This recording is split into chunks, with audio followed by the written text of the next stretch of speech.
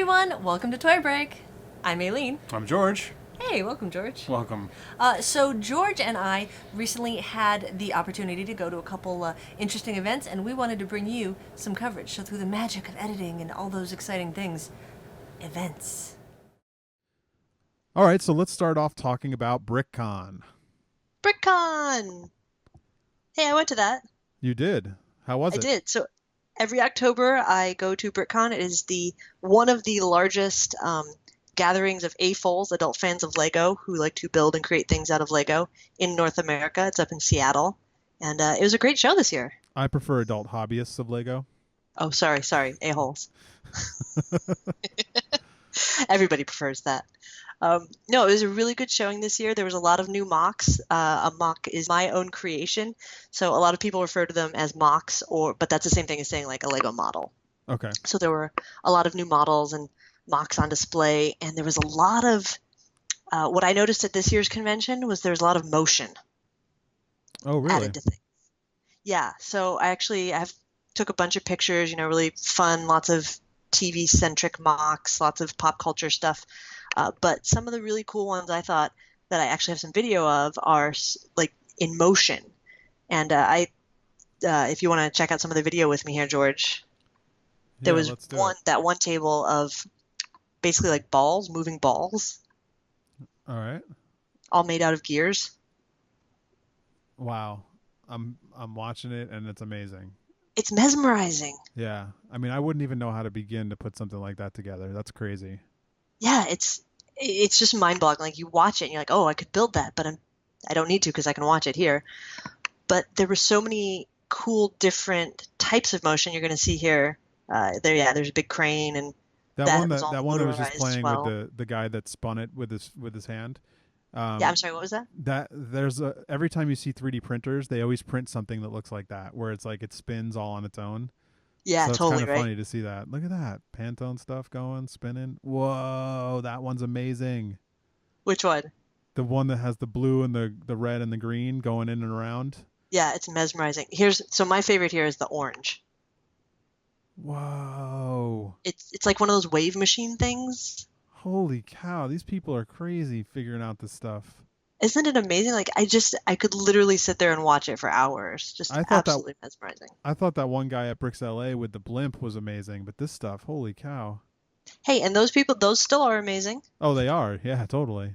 And then there was another really great one. Lots of them had motion, but there was another really great one with a waterfall. What? Yeah, the dragon had flapping wings, the waterfall's going. If you notice, the boat is actually tipping back and forth at the bottom. It's incredible. What the Oh yeah, and the little dragons are popping up and down in the cave. But it was just really fun. It's kind of funny. I almost think it added a little bit of a sense of whimsy to most of the models to have more movement and motion going on. Now, was that something that they requested at was that the theme of the show? Was it movement, or was there a reason people did this, or this just happened? No, that's just it just sort of happened. Like it's kind of a trend right now, I guess, that's going on. Kind of like when I was at Brick World earlier this year in Chicago, they have a big emphasis on lighting. So every con ends up kind of having its own focus and its own kind of flavor, if you will, in the Lego world. So at Brick World, there's a couple different Lego lighting vendors that you can buy different lighting kits to light your mocks in a different way. And what's really cool is that I think 9 or 10 at night, they turn the lights off in the exhibit room, and everybody's mocks that have lights, they turn them on, and they call it World of Light or something like that at night. It's like 80% of the room is lit up. That's really cool. Now, is that something as Lego fans? Because I know some people are very it's very purist. So is that okay to do? Is to bring in a secondary lighting system and something that's not Lego specific? See, good question. That's kind of the whole can you cut Lego debate? Can you glue Lego debate? Yeah, there's definitely purists that don't want to alter the bricks in any way or use any third-party accessories. But especially at cons, I've noticed over the last couple of years, maybe we're all getting older and lazier, and we're just interested in different types of additions to our building. Or more open-minded. More open-minded. Yeah, let's go with more open-minded. I like that. but I have noticed people using a lot more third-party accessories in terms of not necessarily not like different bricks, but like lighting kits Yeah. and stuff like that. Because So yeah, I think it's much more acceptable at cons. At least with the movement stuff, you can do that with mostly Lego, like actual Lego part. Yes. I would imagine. Yes, I believe that's all official. Like, because that's all the motorized. Like, there's a ton of different motor kits that you can buy for Lego. Anyway, it was a great year. We had a lot of great models. There was the Captain America shield that was actually also at BrickCon. That was really cool because I think it's not quite life size, but like just under life size. What was cool about it, I mean, I enjoyed seeing it at BrickCon, but it was cool having seen it at BrickCon a couple months before, because what they did was the first day that it was on display, it was a regular Captain America shield. And then overnight, like after, the public hours or whatever were over, they put the Hydra symbol on it. So now it has the Hydra symbol on it all the time. That's cool. So it transformed overnight. I was like, "Whoa, Hydra!" Spoiler alert for anybody watching the Marvel Universe. Yeah, so lots of great mosaics. Less great ball contraptions this year at BrickCon. There not less. Sorry, let me rephrase that.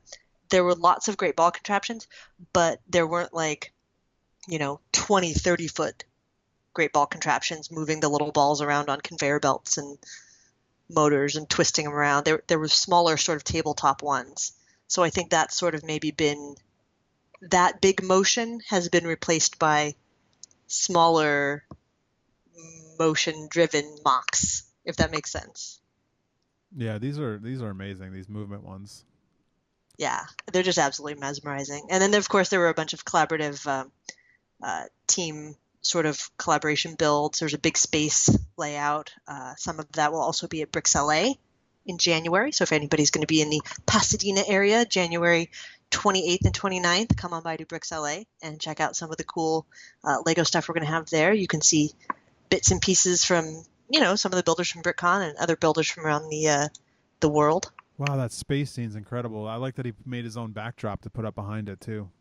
Yeah, that's actually a collaboration between like 10 guys. Holy cow, that's really cool. Yeah. Well, Andrew. Oh, Andrew did this? Oh yeah, Andrew's the leader. Yeah. The ringmaster, if you will. Right, that's amazing. Yeah, really nice. Yeah, it's actually even longer than that, but it came out pretty great. Is he going to bring that to BrickLA? At least part of it. I think the whole thing is coming, but at least part of it will be there. Wow. And of course, our favorite, Guy Himber. Oh, Guy was there? His Munchkin goodies, because he always has his crazy arms. Cool, like third-party Lego accessories. So it's got the cool arm. He actually just has a new Kickstarter. I believe it is going already. It is for mascots. So you can add, I forgot. Yeah, we should totally talk about this. You can get like a Moonhead guy and something else. But the coolest thing is you can get a Mr. Toast to go over your Lego figures. What? Yeah, you can get a Dan Goodsell Mr. Toast to fit over a Lego figure. So he's working with Dan to do that? Oh yeah, all authorized. It even makes a note, authorized from Dan Goodsell. Yeah, so lots of great mocks like the tick here, which is actually it's a pretty big tick head. The tick is awesome. This one I think you might appreciate. I absolutely went nuts because it took me like a double take to realize what it was. Is that from the Starbelly Sneeches? Yeah, it's Sneeches on the beaches. Amazing. They got Starbellies even.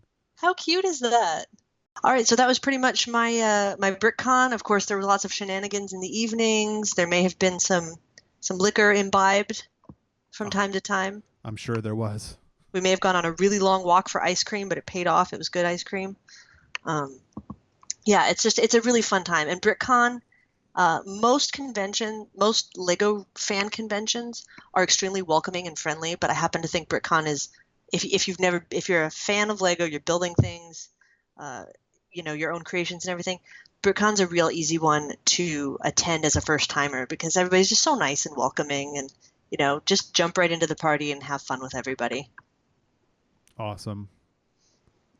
Cool. And so you actually have some events that you went to, and you have a couple things coming up that I think you want to talk about too, right, George? I do. Yeah, well, October was a busy month for 3D Retro.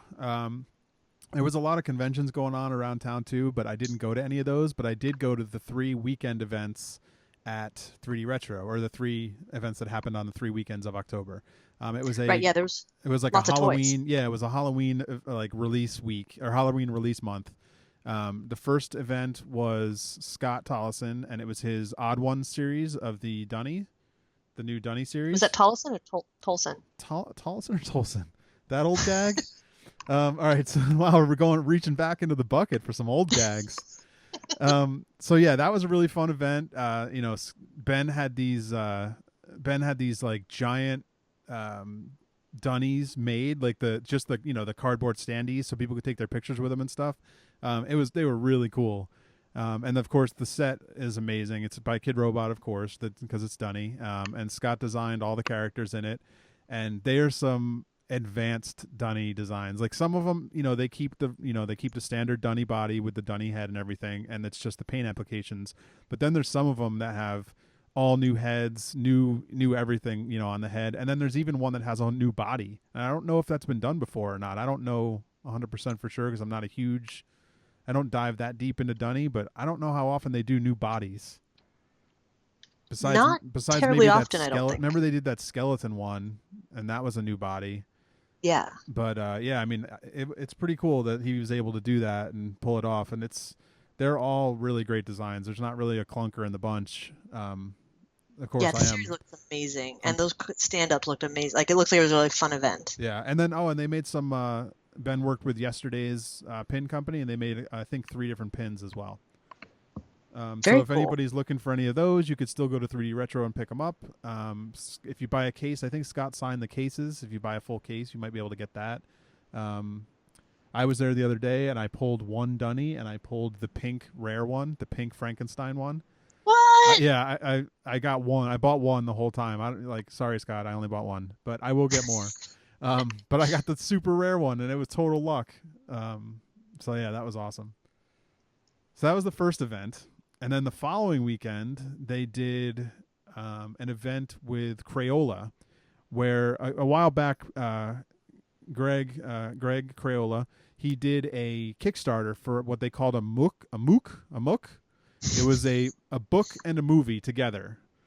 And it was, it was in his style, and I think it was stop motion, if I'm not mistaken. It might have been computer animation, but I think it was stop motion. And so this was the very first showing of in public, very first public viewing. The Kickstarter people already got their rewards, all that went through. But for the Kickstarter, Ben offered to make a couple toys. So 3D Retro produced the Ralph figure a while ago, and that one already came out. And then this was the release of the Stair Monster, I think it was called. Stair Monster, yeah. And this was the release of the Monster from the short. So they had a viewing of the short on a screen out front, out in the parking lot, and then they had a release and a signing for the toy inside. And it was amazing. It was great. They had he brought in tables and chairs so that people can sit and like enjoy the food trucks at a table, and you can sit and watch the movie as they played it. And they showed it a couple times throughout the night, and they did raffles, and Crayola raffled off some original art and everything. It was a good time. It was a good turnout. I think the cops even were called, and I think three police came, and he's it's on the edge of a neighborhood there, 3D Retro. So they the one guy that lives closest to the store doesn't really like these events, so the cops always get called. So it's not a good event unless the cops get called, I guess. Yeah, just a party. So that was exciting, but there was nothing rowdy going on, so the cops said, okay, cool, and it ended normal. Everything was fine. Excellent. And then the following week, Toma flew out from Japan, and 3D Retro released the Frankenstein figure that was a collaboration between Toma and Nathan Hamill. And yes, both Kaiju Frankenstein. Yeah, Kaiju Frankenstein. Both of them were in attendance. They were both there signing. So if you wanted to get your toy signed by both of them, it was a great opportunity. Which is pretty rare to have them both. Yeah, I mean, there this was sign. Well, and this was the first release in the U.S. I think last DCon they released a couple. They had a couple flown in blank just to have them there. But this was the first time it was being released, I believe, in full color, the original version in the U.S. A couple weeks before, Nathan was out at the Taipei Toy Festival, and I believe he had a couple there with him. So this was the first U.S. version of it.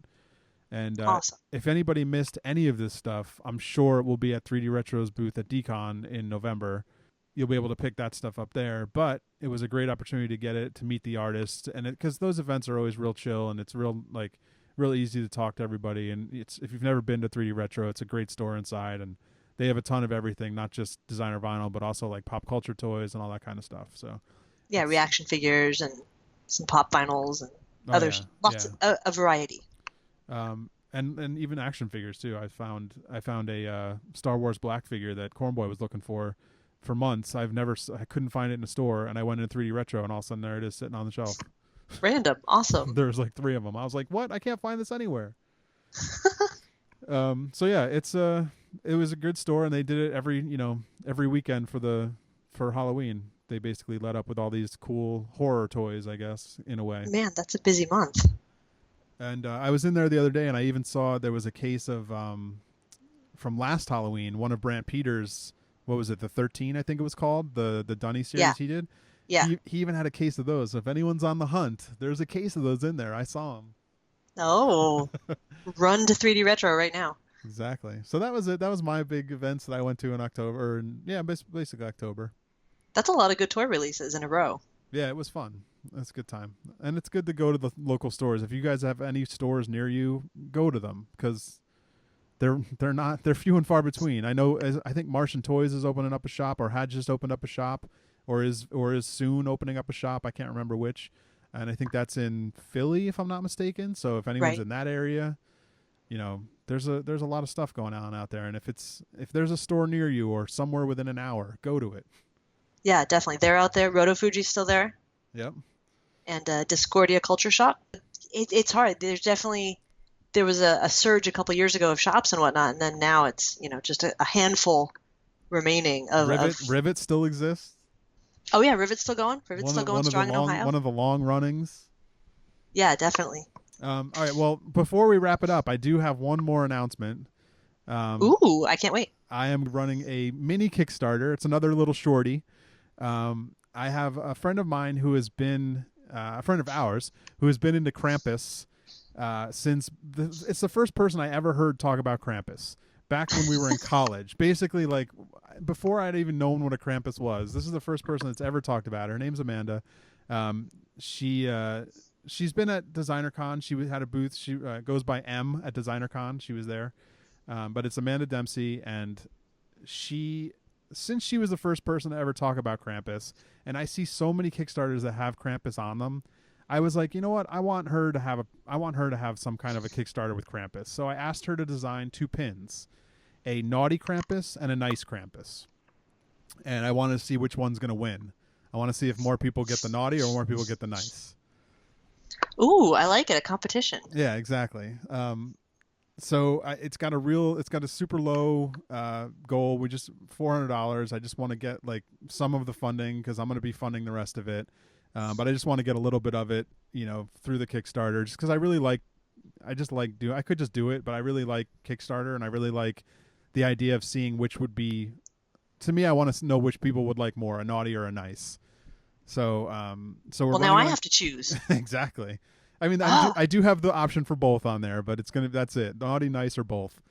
It's going to be only going until the 15th of November, because I want to be able to deliver them in December, because I want you to have I want to have the pins for the Christmas season, the Krampus season.